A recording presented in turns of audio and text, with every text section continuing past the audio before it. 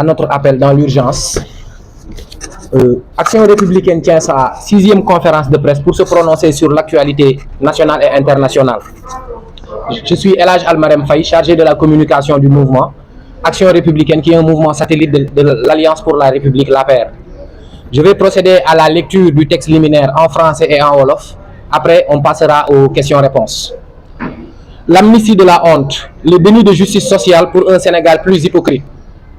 Aujourd'hui, il est triste de constater qu'à quelques semaines du début de l'exploitation des ressources du pétrole et du gaz, le Sénégal semble plongé dans l'incertitude la plus totale entre l'hypothétique date de tenue des élections présidentielles et la volonté ferme du président en exercice de mettre fin à ses fonctions le 2 avril 2024, Inch'Allah. Le Sénégal semble vivre les prémices d'une malédiction du pétrole et du gaz, tellement la vie politique est agitée. La volonté du président Macky Sall de faire adopter par l'Assemblée nationale le projet de loi d'amnistie générale sur des faits se rapportant aux manifestations et aux violences politiques survenues entre 2021 et 2024 contrarie plus d'un. L'image du Sénégal a malheureusement pris un sérieux coup. Les médias internationaux comme Al Jazeera, BBC, RFI et d'autres médias français semblent apprécier un tel scénario et amplifient la situation au profit d'un agenda caché. Cette posture des médias occidentaux est parfois l'expression d'une frustration profonde, découlant de leur absence comme partenaire dans l'exploitation de nos ressources pétrogazières. Pour d'autres, la position géographique du Sénégal constitue une menace concurrentielle très sérieuse. Il est beaucoup plus facile aux Européens de se fournir en gaz depuis le Sénégal que dans le Golfe. Commercer avec le Sénégal permettra une économie aux Européens sur les coûts de transport du gaz et du pétrole. Alors, il nous faut prendre conscience de ces perspectives et faire une résipiscence ou revenir à la raison. Avec autant d'enjeux, on ne peut se permettre de remettre en question l'existence de la République, avec une loi d'amnistie qui d'ailleurs serait un précédent dangereux pour le Sénégal. Elle serait la 11e loi d'amnistie de notre histoire politique et elle aura la particularité d'être la seule dont les faits visés ne seront pas encore jugés. Cette loi est immorale et illégitime et voudrait nous imposer d'absoudre sans aucune amende honorable tous les crimes et délits des manifestations de 2021 à 2023. Et pourtant, des gens ont de façon préméditée commis certains impairs sans repentance. Un semblant de processus d'apaisement et de réconciliation avec la libération de plus de 400 détenus va attiser davantage l'appétence à commettre des crimes. La journaliste Maïmouna Ndour Faye en a fait les frais et a été victime d'un attentat au couteau. L'incitation à la haine, à la violence et de tels actes de barbarie comme nouvelle forme de politique devrait suffire à tout républicain ou tout citoyen épris de justice à s'opposer farouchement à un tel projet de loi qui le serait dans la nature des criminels. Le mouvement Action républicaine condamne cet acte ignoble dont a été victime Mme Maïmouna Ndour Faye, journaliste et directrice de la chaîne privée 7TV. Ceci n'est que la suite logique d'appel à la violence de responsables politiques d'un parti politique dissous et clairement identifié. Nous condamnons cette barbarie. C'est comme cela que les nazis avaient pris le pouvoir en Allemagne, avec la dictature de la pensée unique. Les familles éplorées, les opérateurs économiques ruinés par les violentes manifestations et le peuple sénégalais méritent que la lumière soit faite. C'est après cela qu'il sera question de pardon, de mansuétude et de réconciliation nationale. Les concitoyens se doivent de connaître la vérité, en situant les responsabilités sur les atrocités que les Sénégalaises et Sénégalais ont subies durant les événements survenus entre 2021 et 2023. Nous invitons les députés de la majorité comme de l'opposition à ne pas voter cette loi. Elle décrédibilise l'État dans son rôle régalien et foule aux pieds la République. C'est un quitus ou un permis de tuer, de torturer, de saccager des biens, de brimer, de détruire des vies et des familles. Le déni de justice pour un peuple autorisera toutes les formes de dérive. L'amnistie ne devrait compromettre en rien le droit des tiers et cela devrait justifier l'aboutissement des procédures en cours. Vive le Sénégal, vive la République. Donc je vais passer à la lecture en wolof. Asalaamaaleykum suñu mbokku taskatu xibaar yi ñi ngi leen di gërëm di leen sant ci teewaay bi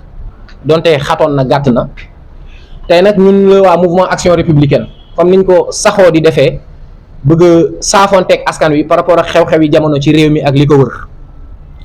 Tey nag daf bëri na sujet yi nga xamante ne moo agité question bi muy amnistie maanaam neenal wala bàyyi ñëpp ñu jàppoon ci wàllu métit yi fi am yi fi passé en 2024 waaye tey soreetuñu fii ak dernier trimestre wala troisième trimestre ci at bi ñu nekk maanaam ñetti weer yi des ci at wi ñu nekk wala juróom benn weer yi des ci at mi ñu nekk dañuy commencer exploiter suñuy ressources ci wàllu pétrole ak gaz dafa mel ni nag Sénégal day waaj a daanu ci feebaru dëkk yëpp yi nga xamante ne dañuy produire di jaay pétrole ak gaz surtout jafe-jafe yi nga xamante ne am nañ ko ci biir réew mi ci wàllu politique ak président bi nga xamante ne nee na ak lu mënti xew le 2 avril incha allah day quitter pouvoir bi waaye ci ginnaaw loolu volonté président muy génnee ñi nga xamante ne dañoo nekk ci kaso te ñu taxoon ci wàllu yàq ak saccage ak violence yi fi amoon 2021 ba léegi bëri na sénégalais yu mu jaxase indi jiixi jaaxa ci seen xel ci beneen pàcc tamit gis nañ ni image yu Sénégal comme république xaw nañ ko salfaañee bitim réew waaye foofu dañu bëgg fàttali askan wi ne leen état yi ay intérêt kese la ñu am et que médias occidentaux yi nga xamante ne ñooy salfaañee deru Sénégal ñoom ñëpp bu ñu sañoon am ay intérêt ci pétrole ak gazu Sénégal parce que tey bu nekk loo xamante ne mënees nañ koo xalaat c'est inimaginable Sénégal war a exploiter ay ressources pétrole ak gaz te par exemple Total amu ci benn demi-litre par exemple benn société américaine amu ci BP mi ci am nekk une société britannique dafa am ay problème ak état Sénégal parce que dafa bëggoon état Sénégal revaloriser contrat bi mu am ak ñoom après Covid bi nga xam ne bateau yi jaaratuñu détroit de Suez dañuy def un détour plus large mu yokk coût de production yi ñu bëggoon ko supporter loo état Sénégal bañ ko donc yooyu yëpp dafay dugg ci campagne de diabolisation yi sachant que dafa am triptyque entre les états les multinationales ak ONG yi ñuy financer sur place loolu moo tax sénégalais yi mën a seetlu tey ñëpp ba ci Qatar Al Jazeera def benn reportage di wekk suñu force de défense et de sécurité yi di jaxase di ne gas yi ci opération maintien de l'ordre te ku xam nekk Sénégal nekkoon fi ci manifestation yi xam nga ne gisoo fi oto gas yi à part benn détenu bu ñu jëlee woon Koungheul oto gas yi lañ mettre à disposition pour mu indi ko Dakar donc yooyu yëpp day dugg ci cadre comme que Sénégal mi ngi ci ay tensions politiques puissance étrangère yi noonu la ñuy def nañ ci profité salfaañee image yu Sénégal gën a jaxase xelu nit ñi indi jiixi jaaxa te position géographique du Sénégal dafa baax pour jaay pétrole ak gaz donc yooyu yëpp il faut ñu koy jël en compte président de la république xëy na bëri na yu muy éviter wala bëri na yu muy sóoraale ba tax mu proposer loi d'amnistie waaye nag loi d'amnistie bii dafa jur jiixi jaaxa ci xelu sénégalais yi mooy nar a nekk fukk ak benneelu loi d'amnistie buñ fi voté waaye particularité mooy nekk benn loi d'amnistie bi nga xamante ne fait yi nga xam ne moom lañu visé jugé guñu leen parce que fukki loi d'amnistie yi fi jàll yëpp avant ñu leen di mettre en œuvre fekk na fait yi ñu visé woon ci période yi ñu visé woon jugé nañ leen ba vider dossier ya ñu doog a nekk ci amnistie ñu gëm ni au niveau d'action républicaine que loi d'amnistie bi xel nanguwu ko xol nanguwu ko day gën a jur jiixi jaaxa gën a lëñ bët xelu sénégalais yi gën fi indi ay problème parce que ay milliers de sénégalais perte nañ ci seen xëyukaay ay milliers de sénégalais perte nañ ci seen liggéey ay milliers de sénégalais violenté nañ leen ci ay dizaines de sénégalais dee nañ ci jàpp nañu ne réconciliation nationale histoire wan nañu ne ci réew yi mu am yépp balaa ñuy yegg ci phase réconciliation nationale dañoo toog waxtaan suñu biir ci biir waxante ay dëgg xoolante ci ay bët déggoo ci li ñu bëgg ngir réew mi pour que réconciliation nationale mën a am waaye action républicaine dafa gëm ni loi d'amnistie bi c'est mettre la charrue avant les bœufs et que ñu ngi artu députés assemblée nationale ils sont face à l'histoire ils ont la responsabilité de bloquer cette loi d'amnistie et action républicaine prend l'engagement et la responsabilité de dresser la liste de tous les députés yi nga xamante ne dinañ nar nañ voter loi bi wala voter nañ loi bi pour que ëllëg bépp force de défense wala de sécurité wala bépp journaliste wala bépp citoyen sénégalais bu ñu violenté wala dara dal la ci ginnaaw loi d'amnistie bii député yooyu ñooy adossé entière responsabilité yi je crois que ñun ñëpp Sénégal yëpp démb ba tey ñi ngi mettitlu li dal suñu sœur parce que sœur la yaay la soxna la mère de famille la tante la Maïmouna Ndour Faye nekk koo xam ne ñun ñëpp xam nañ ko dans l'espace médiatique sénégalaise muy inspirer confiance ak intégrité ñu def ko jëf ju ñaaw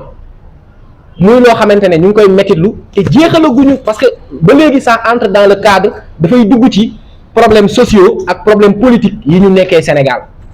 donc waxaguñu waxu loi d'amnistie sax ñu jàpp ab soxna defuñu ko sax góor ab soxna lañ ko def tiim ko di ko jamate ay paaka ba mu nekkoon ci diggante dund ak dee alhamdulilah yàlla def na jàmm def na li gën ci moom waaye lii rek war na pousse député yi ak institution république bi pour ñu def un niet catégorique maanaam ñu dem ba tëdd ci suuf pour que loi d'amnistie bi bañ a jàll parce que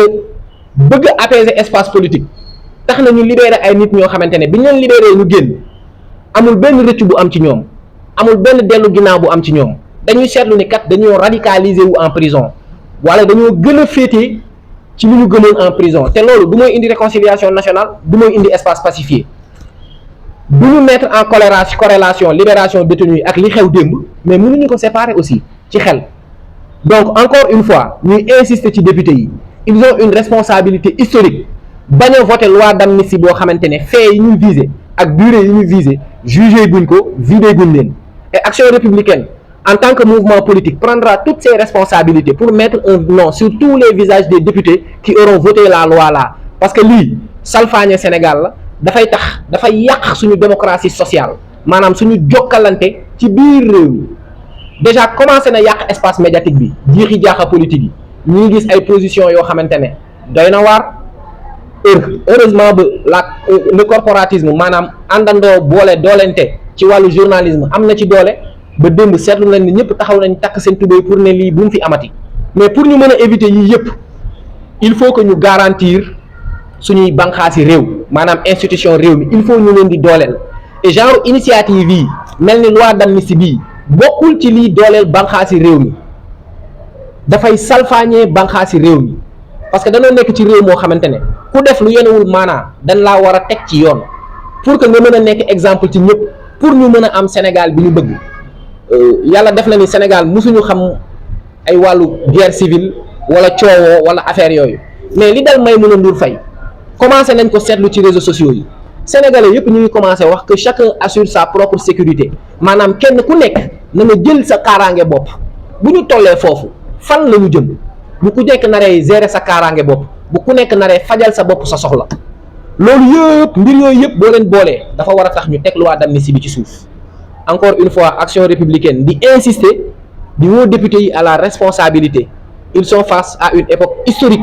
ñu bañ a voter loi d'amnistie bi ngir jàmmi Sénégal ñu leen di sant di leen gërëm ci teewaay bi ak teewlu bi